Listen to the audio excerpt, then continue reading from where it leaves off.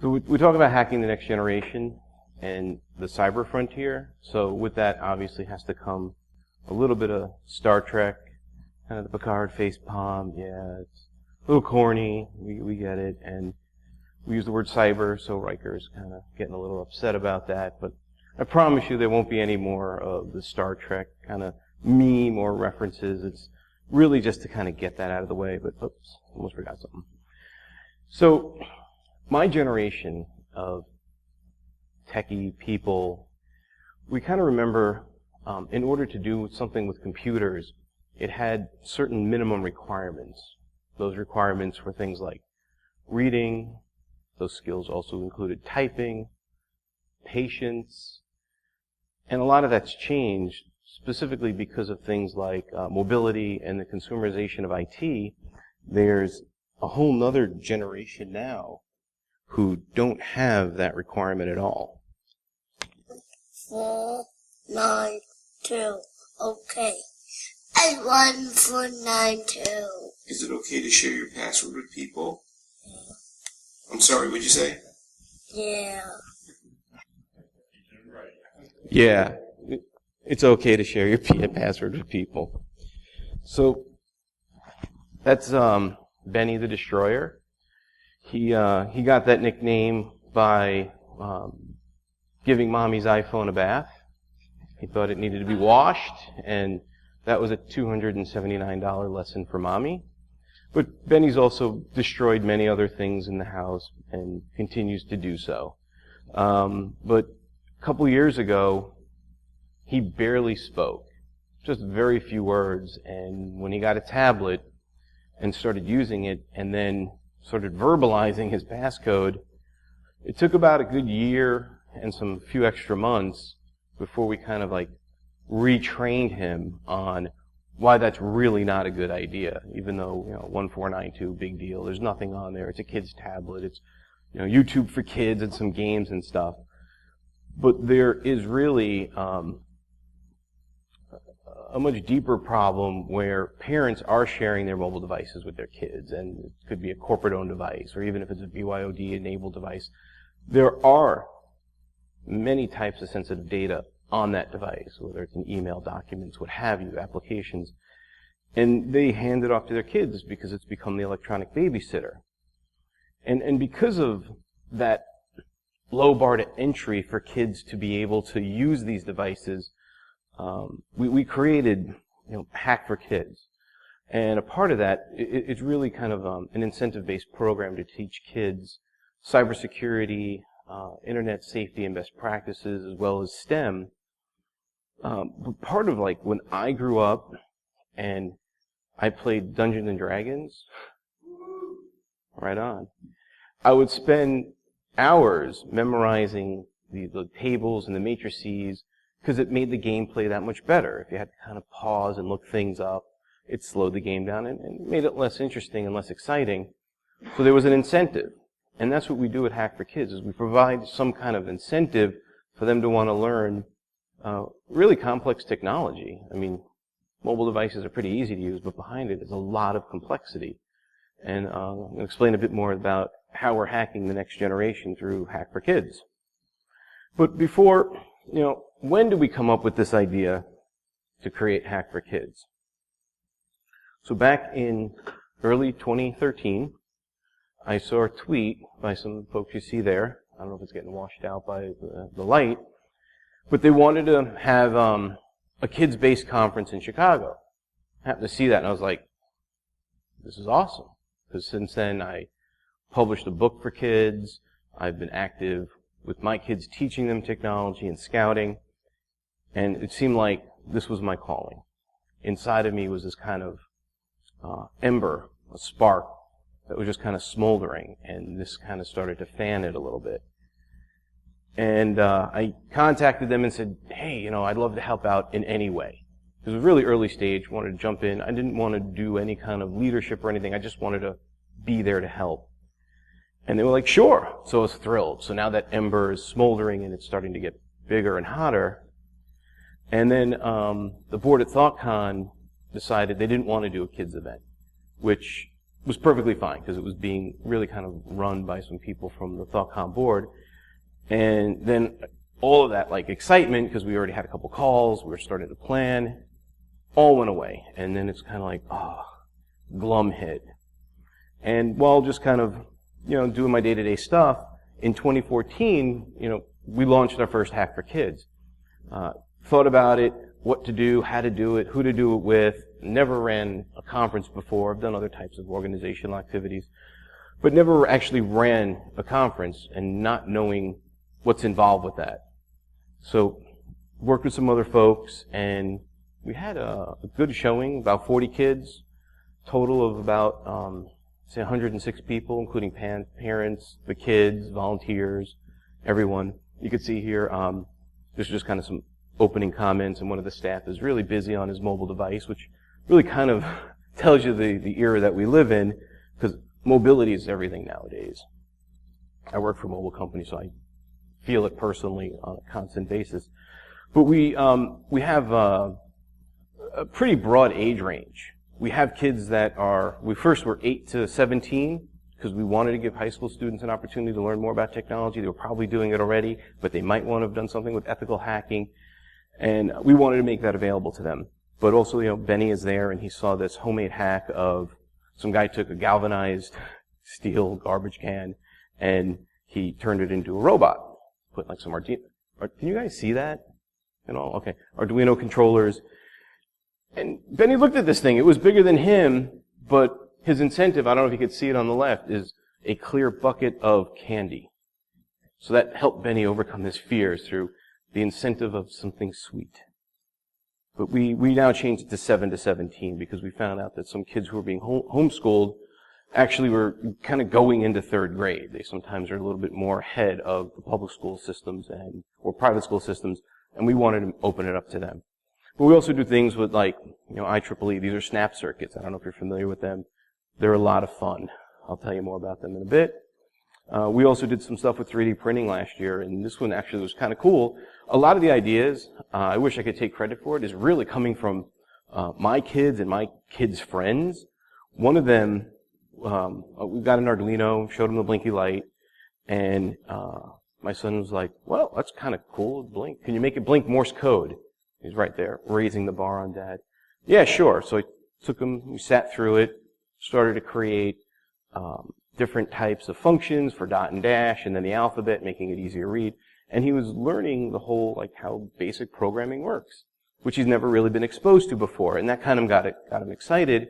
And then we started to put messages, and it was very clear to read, SOS or whatever. And one of his friends said, well, can we do a scavenger hunt? So what we did is we married those two ideas of the Arduino blinking Morse code, but it was also a part of a scavenger hunt. So we made some little hack 9-volt battery connectors for the Arduinos, put them in some 3D printed cases, and then kind of hid them throughout the event, and then had to go find, the blinking light, and then we had a sheet, and they had a scavenger hunt, which they had a great time doing. They were running all over the place, taking selfies with the different things that we had hidden in the venue, which they got from the Arduinos. So those are some kind of fun things. I mean, who here knows Morse code? Like, knows it, not knows of it. Yeah, like I know about 5 or 6 letters. Right, it's kind of lost skill. Unless you've been in the military and they kind of banged it into you and it's there. Most people don't know it. And most of the kids nowadays don't know of it, which is the reason why we introduced it. This one here is pretty fun. One of our volunteers on one of our calls, we're just trying to, again, brainstorm for some other ideas. And she said, well, I like to go to Goodwill and get really inexpensive old tech, give it to her son, and just have him take it apart. Because he started taking apart things in their house. So before he got to the microwave, she thought it would be a good idea to, here's a router, here's a telephone, here's a remote control, here's an old radio. And it's a low-cost investment, but the education's very high because now they're seeing not this little piece of magic electronics that just kind of does something, but they're seeing how it's put together inside. And the magic kind of goes away, but the curiosity level rises up very high. So here, one of the Tyros, which is what we call the kids that attend a Hack for Kids event, she's taking apart some tech. It looks like an old router or something like that. Kinda, I'm not too sure. But yeah, they love it. They love taking the tech apart. An idea we all thought would be okay. You know, we didn't know how it was going to be received. It's one of our most popular activities. So now, what exactly is the entity of Hack for Kids? So you kind of understand, you know, kind of how we came about. But what is it? It is a public charity. It's a 501c3 charity registered with the IRS. So, you know, putting the event together, it's a big challenge, but it takes funds. So, you know, if you feel compelled, you're like, I just got this $1,000 bonus check from work. I just don't know what to do with it. I'm going to donate it to Hack for Kids. We appreciate that. Thank you. But reality is, whatever you want to donate, that's fine. And we work with other organizations that are very, very helpful, like even the folks here at Converge and Besides Detroit, hugely helpful in providing venue and donating the space and other things in order for us to be able to do this. And we work with other organizations as a partnership. And it's easier to do that as a charity. And it also kind of projects our intent. We're not looking to make money and you know, commercialize or capitalize on this stuff. We really are just promoting education. That's really what we're about. We've partnered with other events like Circle CityCon. If you were in Indianapolis about a month ago, we had a village there, kind of like what we're going to do here tomorrow. So they're a big partner of ours. We're also doing a second one across the pond in Belgium with the folks from BrewCon, which is actually pretty cool. And they've really adopted a model we're looking for where we go in, we educate them, we enable them, let them know kind of what would work and what wouldn't work and how to work with the kids. And then they kind of took the effort and initiated, or they are like already have like a long list of different things they want to do. Some of them a little far reaching, but others like look really possible. And we love that because the only way to scale this is for other folks that are experienced organizers to want to be able to have an event like this with their event. And actually that kind of that symbiotic relationship between an established event and a Hack for Kids village or another day dedicated has been a really successful model. Kind of Chicago's like the only one where we actually have just a day where we do Hack for Kids. Everything else has been a partnership, including GERCON. I'm pointing to Chris. If you have not been to GERCON, you really should be going to GERCON. Not just because you're in the room. It's probably one of the events that I think I can say I've been to every single one and I've never missed a single GERCON. A lot goes on there. But we've partnered, and I think I actually nagged you for a couple of years through some emails about when you're going to do a kids event, even before we had Hack for Kids. And then he finally he gave in, and we had our first one last year, and it was very successful. He gave us plenty of space, actually almost 50% larger than the room we're in now, and we had a lot going on. And even people that are speaking here, and people that are volunteering here, and people that are organizing were helping us. So you can see it's this big community pulling together because we all believe in the mission. So definitely tomorrow we're doing Hack for Kids at Converge and / Besides Detroit. By now, I don't know if you're kind of feeling that ember inside of you and you're like, hey, I want to do one of these too. Or, hey, I know someone that runs an event in another city.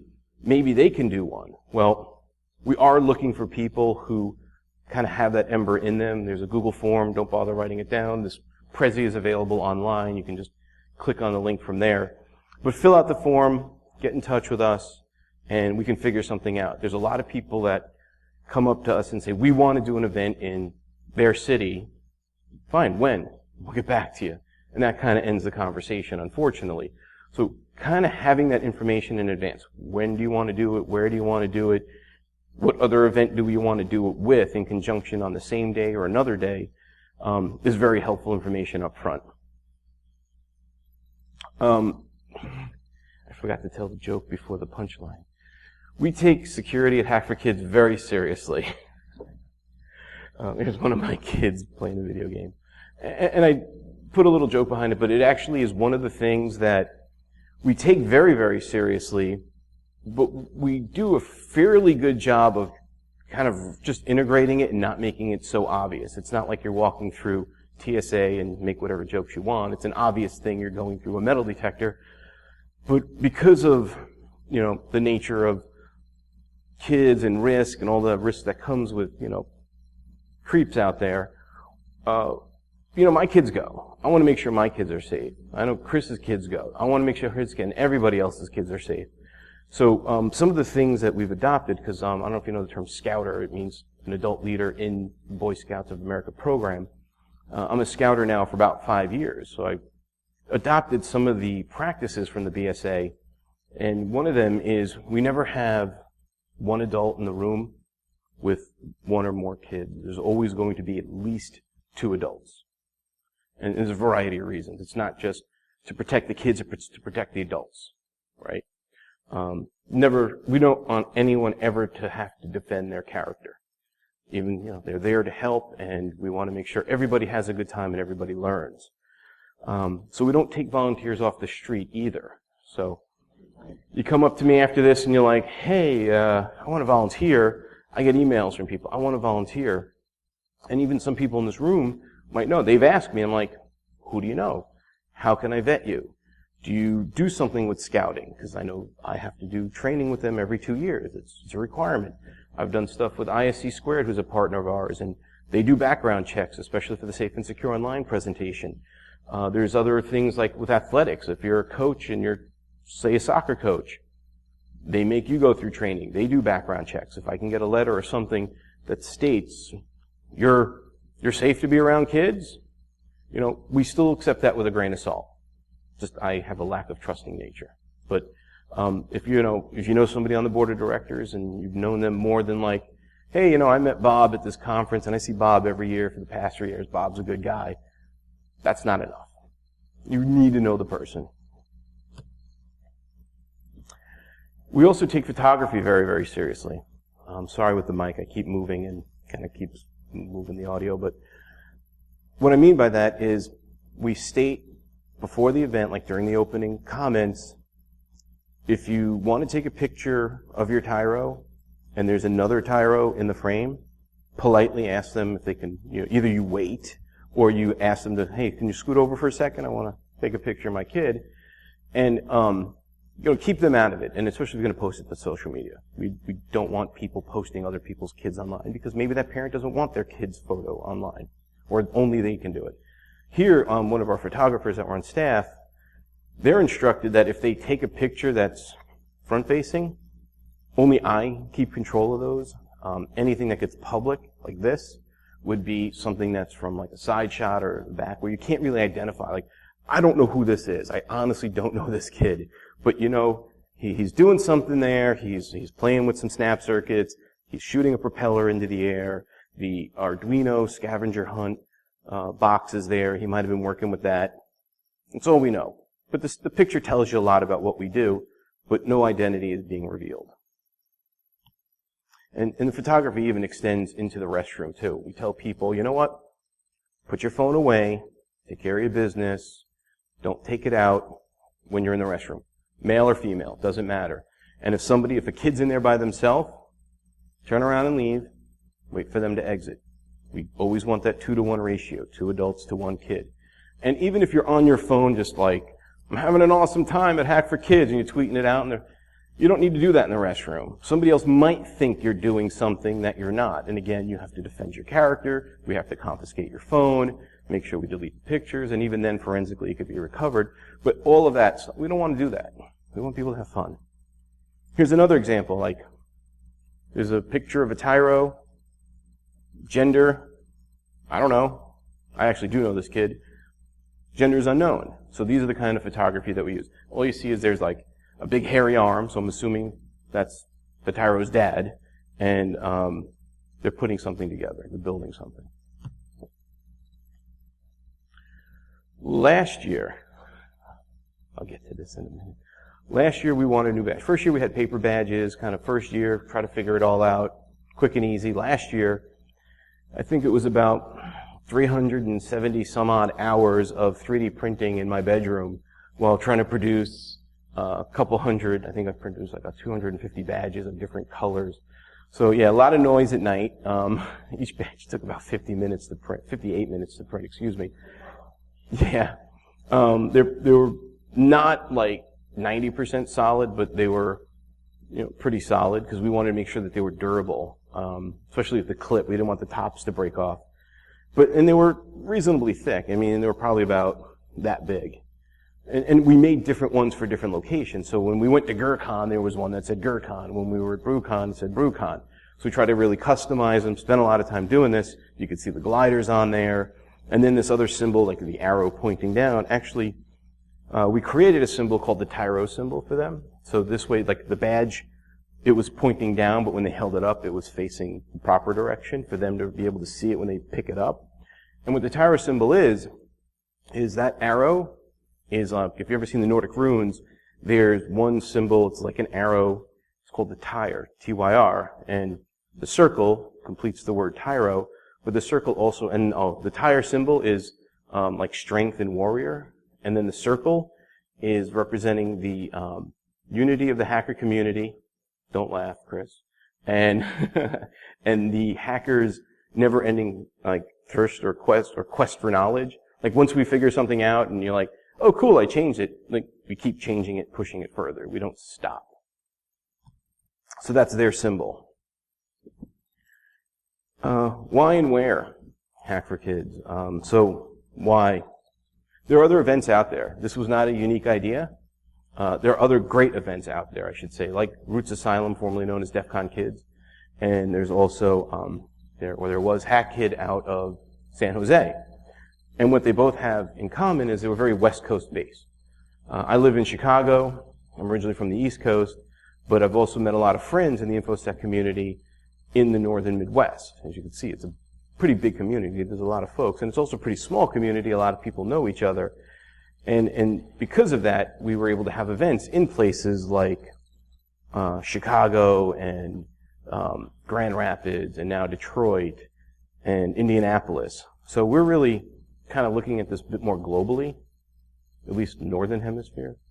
And even BrewCon. But now, if you could see Sector, we got the green light on going to Canada, which is actually pretty cool because I know some people over there and have been very excited about or very eager to go to Canada to do a Hack for Kids, and now we're doing it in conjunction with B-Sides Toronto and Sector, which is phenomenal.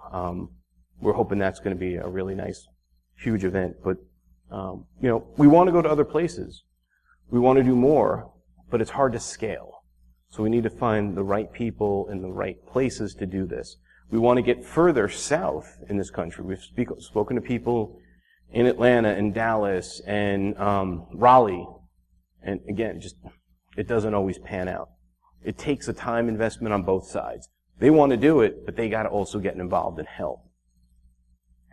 So, kind of move on. So some of the things that we do. We have 3 types of activities. We have a speaker track, we have activity stations, and we have workshops. Now, activity stations are really designed to be 15 to 20 minutes or more if they want to be there longer, but to teach them something they haven't done before, give them some exercises, give them some challenges, and if they've done it before, kind of take it to the next level, especially with some of the older Tyros. But if it's not something of their interest, like we did a Python for Kids activity station, and they might go in there, or their parents might kind of push them in there in that conference room, and now they're like, oh, coding is really not for me. I like hardware. So this year we kind of came up with a hardware badge, which is actually pretty cool. It's a hardware. It was pre-assembled, but it's fully hackable. And inside of it is like an AT-Tiny, which they could treat it like an Arduino with the breakout pins and drop the sketch on there and run it, which is actually very cool. And some of them, with the help of the badge manufacturer, was able to chain the badges or change some of the stuff that, like the speed of the encoded message, because each one of them has a different, each one of a different color has a different encoded message on it. So it was actually pretty fun, and you could see they're pretty badass. And you could even, like, adults are like, the parents got one too. They were like loving it, and they can go back home, because a lot of the parents that come to these events are IT or InfoSec people. And there are a few accountants and stay-at-home moms and the whatnot, but the tech people were just like salivating, because this is just a fun thing you can't go and pick up at Best Buy or buy anywhere else. It's very, very custom. But yeah, we did that. I meant to talk about that a little bit when we were talking about the badge. With the workshops, so, the activity, so I went to the Python for Kids workshop. Some of the kids loved it. Some of the kids just did a little bit and moved on. So, and that's kind of really what we do. We had one kid sit there all day in Indianapolis doing crypto challenges. He never did crypto before in his life. He discovered how to decode binary and base 64 and root 13. And then we even had some other ones with Orabesh. Raise your hand if you know what Orabesh is. It's okay. All right. It's the language of Star Wars. So in the very first Star Wars movie, yes, I know. I'm a geek. You should know that. I'm sorry, sir. You have to leave. So in the very first Star Wars movie, a little history, you could see on their display in the X-Wing just some characters that came up. That was completely meaningless. It was all random. And then somebody actually created the Orabesh language that could be converted to ASCII. And then somebody has a website where you can type in English and it converts it to Orabesh. So we had a challenge that was Orabesh. And the kid looked at it and goes, "That's from Star Wars." And he kind of worked on it from there. Spent the entire day just working on all these challenges. And that's great. And his dad, he's like, "Oh yeah, my son had fun and everything." I wrote this long email on how he impressed us because he found something inside of himself that he didn't know he had. And it was a passion for mathematics or more advanced mathematics. And, he didn't really communicate. How many of you folks out there have kids that tell you everything about what they've done and communicate? Yeah, I had a really great time today and we did all this stuff with advanced math. No, you ask your kids, "What'd you do today in school?" "Nothing." And that's the end of the conversation unless you push them a little harder. His dad was very happy to get that kind of feedback. And now he knows that's something that he should be able to support with his son. And when he came to Chicago, we had more challenges for him. And he's come back, he's been to at least 3 Hack for Kids now, and he's about 15. He loves it. So workshops are kind of like an extended version of that. So I can give you a Raspberry Pi. I could show you how to log on to it. I can give you a Python script. I can make you turn a servo motor. But when you're done looking at that and you really have no other interest, you kind of move on. But if you have an interest, what we've done is a whole unboxing workshop for, I think it was about 3 hours on Raspberry Pi, from taking it apart, no HDMI monitor, no USB keyboard. You had to figure out what your IP address was so you can XRDP onto the device, and the kids had to get into a router. And we take this for granted, but they've never done it before. And now they're like, "Wow, this is pretty cool." And they were on there and they did all that stuff I just described. In this workshop, the instructor was teaching them web application pen testing. But we called it Web Hacking Exposed, the Bounty Hunter Edition. Threw up a copy of Boba Fett, sold out. There was no more space in that workshop. It's how you package it. We have other things like spy math. But if we say, "Hey, you want to do some advanced mathematics on cryptography," you're not going to have anyone sit down at the table. But you put a little sign on the wall that says spy math. They're there all day. So that's the workshop. So the workshops are really more like 2 to 3 hours, sometimes 4. And we always do a safe and secure online presentation because that's where we're teaching anti-cyberbullying, ethics, and internet safety and best practices. All the other stuff, there's some cybersecurity in it, but everything else we're doing is really around STEM and ethical hacking. So we make sure that this is a part of the program. Now, the speaking talks, or the speaking track, not every location has one. It's really kind of sometimes difficult if you're running an adult conference to fill a speaking track with quality speakers. When it's kids, we want a lot of kids to speak. We don't have any age discrimination. It doesn't have to be kids. We do encourage kids. We have a mentor program. But anyone that wants to speak on something, but it has to be age appropriate. We had somebody talk about biohacking in Chicago, but she came in there and she had a nice display. She had phosphorescent bacteria, and then when she kind of covered it in a black box, it was like hack for kids and bacteria, which was actually kind of cool. It didn't smell very good in there, but it was actually pretty cool. Did not smell good at all. But that's kind of what we're talking about. So if you want to talk about something really advanced and interesting like that, but you can bring it down to the level, we're happy to have you there as a speaker. Last year, This is Ruben Paul. I don't know if you heard of him. He's actually been pretty active as a keynote speaker at the age of 9 and a CEO of his own company. And I think he's now going into 4th grade, maybe 5th grade. He spoke there. He was our first keynote, and we were very happy to have him. And what he really talked about during that keynote is, in order to be a really good white hat security professional, you need to learn the black arts. And he put it in the context of Star Wars, apropos for me, and it was well received because they're looking at this guy. I mean, there were like teenagers, there were teenagers in the audience watching a 9-year-old present to them about cybersecurity. So in that kind of invokes this kind of enthusiasm that they may not have had before. They might have had a curiosity, but this really kind of gets them going, and they're like, if he can do this, I can do this. And along the same vein, I don't know if you guys ever heard of Austin Valesky. He was our keynote in Chicago this year. Yeah, I never really heard of him either. But if you ever played the game Impossible Rush, a couple years ago, it was like the number 16 most popular game in the Apple App Store. He and another teenager, he was about, I think, 14 or 15 when he created it. They just, Saturday afternoon, the other kid sent him a video, here's an idea for a game.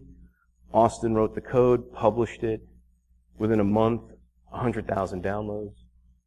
Some marketing company came up to them. We want to buy this from you. So most adults would like dream of that, but for a teenager, it's kind of gobsmacking because you just don't expect it, and you're kind of excited that people are using your app. But then when someone wants to buy it, you're like, what do we do? Because you don't know how to negotiate that kind of stuff. And then once it was in the hands of the marketing company, it took off. And since then, I think Austin's now 16. He's still in high school, and he gets like consulting jobs for web UI design.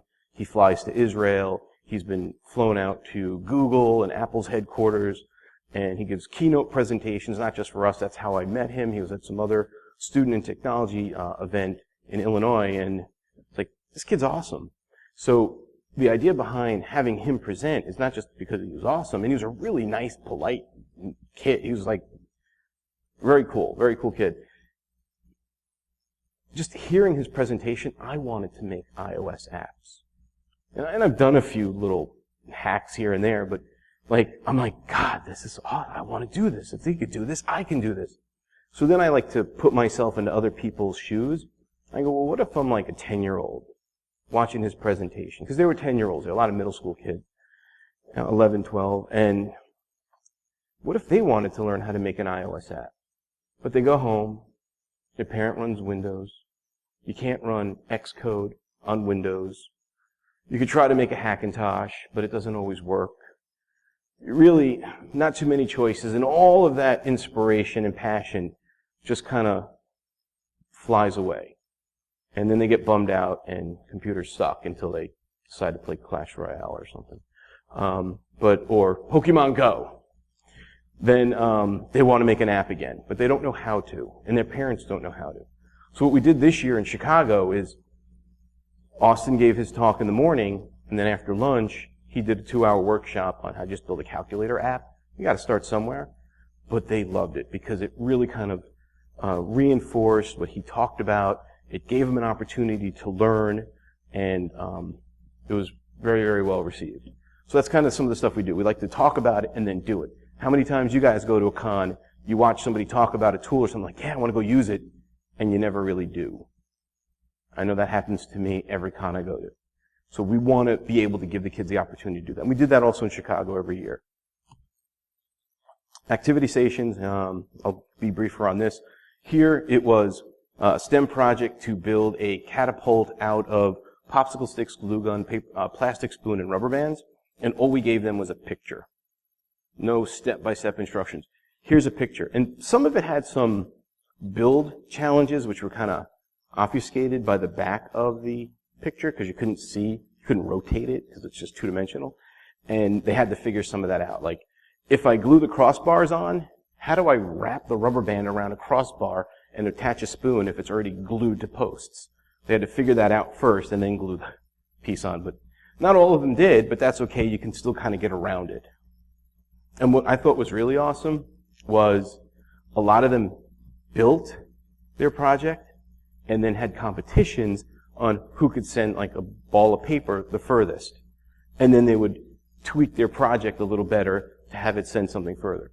Now, while that sounds very academic, like very baseline, what are we teaching them? Teaching them how to build, like a little R&D, test, and then go back and do a little more R&D. And that's what engineering is about. It's not you build it and it works the first time. You know, you go through a Lego kit. Who's ever built a Lego the first time, a complicated Lego project, and they didn't get like a piece backwards and you have to like reverse it? Very few people. But this is much more complicated, and a lot of them did a very good job, and they had fun with it too. Other things, yeah, that's the STEM station. And because of the scouting part, I'm also, I don't know if you know the STEM Nova program. It's just part of scouting, another way to have more STEM involved with scouting. Just if the kids did the project, then they'd get some credit towards that. But this is what that looked like. Workshops, talked about that. Python for Kids, and before you think, hey, isn't that already copywritten by No Starch Press? They're a sponsor of ours and a supporter, and I did get written approval to use that term. So yes, I follow the law. By the way, I don't really do an introduction of myself during this talk, but my background is not only in IT and InfoSec, but it's also accounting and a little bit of law. So I usually kind of check things out and make sure everything's above board before I do it, because I don't like the fallout, and I like to keep everything. I like to sleep peacefully at night. So here, we did the Python for Kids, and we took some of these exercises right out of the book, because we have the books, we give them away as prizes, but we wanted to just begin with basic stuff. There's Hello World and some lists and just doing basic input, like what's your name, and printing it out, just very, very rudimentary things.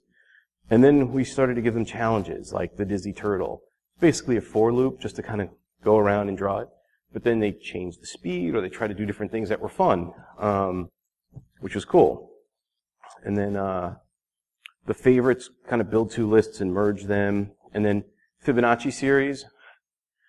That's hard for some adults, but we put that in there just to see if there's anyone a bit more advanced and they really wanted to kind of push themselves and create that algorithm.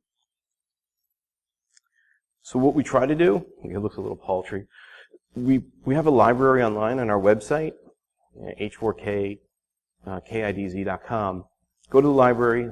A lot of this stuff that I talk about, we try to get it up there. We have like, we had the first year how to build a Minecraft server. We wanted to teach them Linux, and they wanted to play Minecraft. Boom. Bring in a VM or a VM host. Spun up about 13 guests. They had their own box. They built the Minecraft server, and they played Minecraft when they were done. Those notes are right there. That link still works. All the instructions are still current, and you can, if your kids have like a VM in the cloud, running Linux, whatever, CentOS, Ubuntu, have them build a Minecraft server. Teaches them to install Java, fun stuff like that. And all the crypto challenges, not all, a lot of the crypto challenges, they're just images, so they click a link, they'll have the image. Did that intentionally because I didn't want them to just be able to copy base 64 and drop it in a decoder. I want them to have to like handwrite it or type it out. And some prezos. So we need to update stuff of what we've been doing this year. Part of the incentive the idea, we talked about incentives earlier, have them do things, reward them. Our CTF is really participatory based, and as long as they're doing a lot more activities, they receive an opportunity to win a prize in a drawing at the end of the day. So for example, we just kind of give them like a little Hack for Kids business card, you hole punch it when whoever is teaching them something about a Raspberry Pi or snap circuits or whatever, and then that's the number of drawings they get.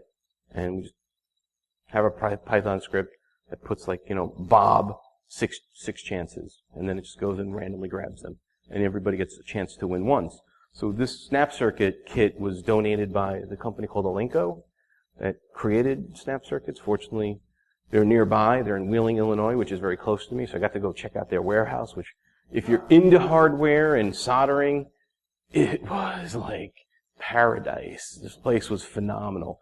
But they donated a bunch of kits, which we have here for tomorrow, and some prizes. And this right here was like about $175 retail. And that was a prize. So when you consider what we charge, $43 for the kids to enter, about $25 for the parents. If you win, No complaints. The parents are like thrilled. Actually was thanked by the parent when his kid picked that because he's like, now I don't have to go buy that for my kid. This is awesome because he played with the snap circuit and he's like, I want it. And that one you can build into an AM and FM radio, which is actually pretty cool. No Starch gives us books, so we donate books. We also have coupons, so if you picked up any of those flyers, they're still out on the table. Get a discount also on some books, not just kids' books. The Arduinos, we like to give out hardware, so we have a Kana kit. So the full Raspberry Pi 3 Kana kit, where we've given out Arduinos. The Kano kit, which is the bigger one with the keyboard and the speaker, kind of like your own Raspberry Pi computer. We've been giving those away as well. We just don't have one for tomorrow. But we like to give them some hardware. If it's tangible, it feels like you really won something. Speaking of that, who knows what this is? It's one of my favorite toys. It's the Dc Darknet Badge. So if you go to dcdark.net, and now is actually probably a pretty good time to go, because it's right before DEF CON, usually about a month before, they reactivate the daemon. And if you like these kinds of challenges, I mean, even my 10-year-old, he started doing these a couple years ago, and it's just basic stuff, right? It's just decoding something that has like a simple Caesar cipher, or converting hex to something else. And you build points, but they also have in their hardware hacking village the Dc Darknet Badge, which is about $25, and it's a solder kit. So this is the one that I put together, and it's lit up on the top, but they got some like LED SMDs that you just kind of solder and put on the back. But if you look at the bottom, there's transmit and receive LEDs, and the badges talk to one another, which is pretty cool. And that was a part of the challenge, because the more badges you associate with, the more points you get, and the USB connector at the top, you're supposed to plug that in and then figure out how to get that off and enter those flags. So it's a pretty cool kit, but even that, it's like an Arduino Dualia and Lenovo chip that's there that I see, and that is supposed to have a sketch on there for a TV Be Gone. So if you don't know what a TV Be Gone is, it's basically you push some buttons at Best Buy and you see the TV go off. You kind of move position in the store, wait for them to turn them all back on, and then turn it off again. Just kind of a little trolling, harmless fun for you, not them. It's basically teaching them to deactivate the IR on the TV, But the kids were all like, I want it. They kind of like the idea of the trolling. But it also was like when a idle state, it was blinking a message in Morse code. It does a bunch of things. On the back of it, behind the battery holder, was like another encoded message. So it's a bunch of things on there. They still have them. Very hard to get. If you're going to DEF CON, try and get it on Thursday, because if you wait till Saturday, there's going to be no more. And they donate them to us. They've donated probably around 12 or 13 so far. The kids love them. They pick them up, and their parents are like, what am I supposed to do with this? Because the parents, some of them don't know how to solder. So take them to DEF CON or take them someplace where there's going to be a hardware hacking village and then have them solder it up. But yeah, it's a fun prize. I talked a lot about that, sorry. Gift cards too, not very exciting as far as a picture, but we usually have some, who doesn't like cash? So, we do stuff with that as well. Like we're going to do a sumo bot tournament tomorrow. Kids are going to build some sumo bots, battle. Whoever wins the most battles or gets the most points by the end of that session, they'll get like a $25 gift card. They can go and buy some Pokemon backpack or something. Pokemon Go. How am I doing on time? Oh, I'm doing all right. So I talked about the safe and secure online. Oh, sorry. This section is how do we know what we're doing is working? It's really hard to know. We do surveys. I'll show you that in a minute, but with the Safe and Secure Online presentation, with the anti-cyberbullying, I gotta tell you, my oldest son, he sat through 8 or 9 of these presentations since he was about 6 years old. He gets it. But even he fell prey to online cyberbullying from his friend's friend on a Minecraft server. And it wasn't necessarily him. It was my middle kid that was being picked on, and they destroy each other's creations. That's how they troll one another, or they grief. That's the slang in Minecraft. And my older son, who made me proud, was defending his younger brother. which is what we teach them. Kind of take away the audience of the bully, and then the bully has no real reason to bully anymore. Because they're doing it because they want other people to make them feel good, because they pick on someone, they laugh, they feel good, they pick on them more, they laugh more, and that makes a bully. You take that element out, they have no motivation. And my son was trying to do that, but for whatever reason, they started picking on him, and he overreacted, punched his display, and completely cracked his laptop display. So, not good. So we're teaching them the right things, but even when they get very frustrated and they're heat of the moment and they get angry, it's hard to know how successful we are. And a lot of times we don't get that kind of feedback. So we're trying. It's very hard. So we do a lot of surveys. Surveys are hard too. I'm trying to get better at this. But in this particular case, I don't know if you guys can read that. So that first one right there, how many Hack for Kids attended, including this one, Circle 1? So when I asked my 8-year-old at the time, well, 9, he said, well, it means how many Hack for Kids you went to, and just circle a number, because by then we've only had 3. Yeah. When my wife, she read it as, well, how many people are you bringing, or how many people are attending Hack for Kids? And I was like, damn, I should have had you read this first. Because I had people literally write in the number 4 and circle it. It wasn't a choice. They made it a choice. So the data normalization is a big problem, because they're now filling out a survey for 4 kids who had 4 different opinions, but it's one response. What do I do with that? I don't know how accurate it is. Is it an average? I don't know. Unfortunately, nobody put anything for gender. They all left male and female. They didn't add anything there special. That was good. But even other problems, let's see here. Come on, Prezi. So like these top 2, we had 2 workshops. You could only attend 1. I had people fill in both. What do I do with that? Which one's right? I can't hunt them down because they don't put their name on it, because we want to keep it anonymous. Right? So, and it goes on and on and on. Some people just kind of filled in 4, 5, 4, 5, 4, 5, 4, 5. That doesn't help us. So we've moved to like SurveyMonkey, which you're probably like, why don't you just do that in the beginning? Well, when you put a piece of paper in front of somebody and say, fill this out, and then when you're done, we're going to do prizes, there's an incentive. But if you send them an email, hey, answer these questions, even I know it's a week later, you don't get all the answers.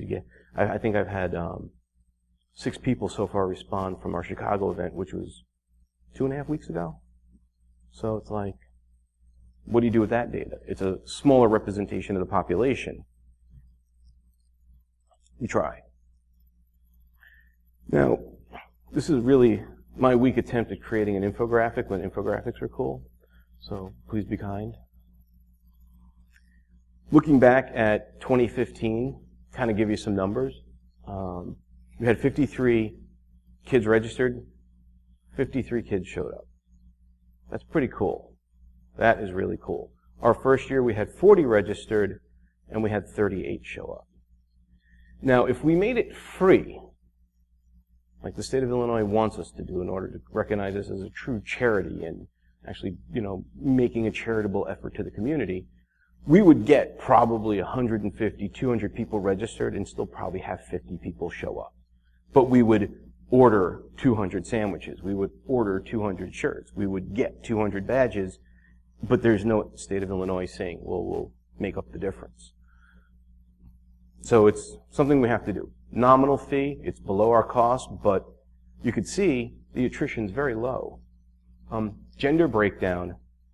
So of the 53 that attended, 39 were boys. You could tell by the color blue. Maybe I should have used pink, but the girls were 14.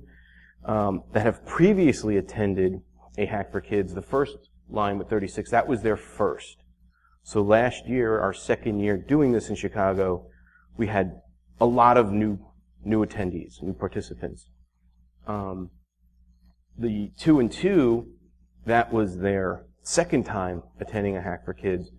And the one boy was obviously my son, or maybe not so obviously, who went to every event with me, and he went to 3.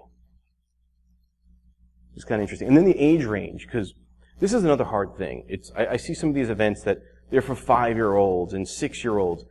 That takes a lot more one-on-one time. Because with my 4-year-old, and even when he was 3, and we were using the game called Robot Turtles, they basically teach programming and kind of logic and flow control, like stuff like that. It's a physical board game. He loves it, but it's a lot of one-on-one time. So it's kind of hard to do that with what we do. So we kind of play with that, and do we want to maybe reduce the older age? Like, do we want to make it maybe 8 to 13? And then we can have more things kind of gauged in that range. But we still get enough kids that are teenagers, but our sweet spot's really like 8 to 12. 8 to 12 years old. So late elementary school and middle school. Now, the activity stations I mentioned before, I kind of just mentioned a couple. The most popular was the Technology Destruction Village, where they get to take tech apart and look at it. But they don't just get to destroy it and move on. They have to identify components. That's cool. Other people had the idea of, well, why don't we have them take the parts and glue gun and build something new, which is fine, because then I don't have to take it to an e-recycling plant, which is great for me. But, what else could we do with it? And we avoid mercury. But, old tech. But most popular was the Technology Destruction Village. The most attended, the Lockpick Village, because who doesn't like to pop a lock? One kid in the survey only popped handcuffs and nothing else, which makes you wonder what their future career might be in. Not law enforcement. So in the LPV, we had 20 kids actually go of the 53. Of that, we had, 12 pop 5 pins, 2, 4, 6, 8, 6 pop 6 pins, which is really impressive. I don't think I could do 6 pins, and I know I could do 5. And then 9 did cuffs. The colors of the individual kids really don't mean anything. In the network security section, which is Wireshark and comparing Telnet versus SSH and HTTP to HTTPS, we had 7 of 9 kids do all the exercises, and then another 7 actually tried to do the hidden file challenge, which was essentially reading through the traffic in a PCAP to find the link to the image, pull down the image, and then there's your prize. Congratulations, you found, because very simple for, people doing CTFs, but a challenge for someone who's never ever looked at Wireshark before. Python for Kids, we had 10 attend, and of the 10, all of them did all the exercises, did exercises up to number 3. 2 completed the challenges up to 2. Nobody was able to do the Fibonacci series. Probably when they saw the word Fibonacci, they just stopped. I don't know, but those metrics are hard. And kind of going back to surveys, we want to try to change the model to a way that we get more of this information. Like, did they go to Fibonacci series, try to do it, and then what happened? Like, why did they stop? Because as educators, we need to know this stuff. And then Spy Math, 12 kids attended, 7 of the 8, 7 did 7 of the 8 challenges. And 2 actually did proofs. We had 2 8-year-olds, so the teacher teaching them on this, they were learning more about how to prove math, which was really not a part of the program. He just kind of took the initiative, and he was like, let me show you how to prove this out. And they got it. And he was like, oh my God, I taught these kids proofs. Proofs, they were 8. I'm like, awesome, but just kind of gauge it, because not all of them are ready for that. But the guy is a math genius, and he was super thrilled. Technology Destruction Village, 14 kids attended, and 5 kids identified 7 components, because they got to go and, like, this is a resistor, this is a capacitor, and it looked like all of them identified the capacitor. Some of the comments, too, on those sheets that we got back, you can read this for yourself. While we might argue in the industry, there's still a gender bias, and there's not an equal number of people in gender. Everyone has their own opinion on that. We don't have an actual split, but you could see 39 and 14. What is that? Like 75 to 25%, maybe 60-40, something like that. And I don't think it has really anything to do with gender. I think it's just awareness. Because I went to my second graders class, taught them a course, like half hour, history of computers, and let me answer some of your technical questions. And then I handed out flyers. literally that day, one of the girls went home, gave it to her parents, and she was registered for Hack for Kids. So I think there's an interest. I don't know. I don't know why. I think it's just a matter of time, like everything else. Lastly, we hit the top of the mountain. If you're interested, go to the website. Maybe we can organize one in your area. Hopefully you got something out of this about hacking the next generation. Here's some Twitter handles. Something happened to the bird. Oh, there it goes. Links to like Roots Asylum and Hack Kids and the ISC Squared, and the link to the page with the form. And I also want to thank Mobile Iron, my employer, for sponsoring my travel, because that makes me able to come out here and talk to you nice folks. But if you have any questions, I think I could take some questions.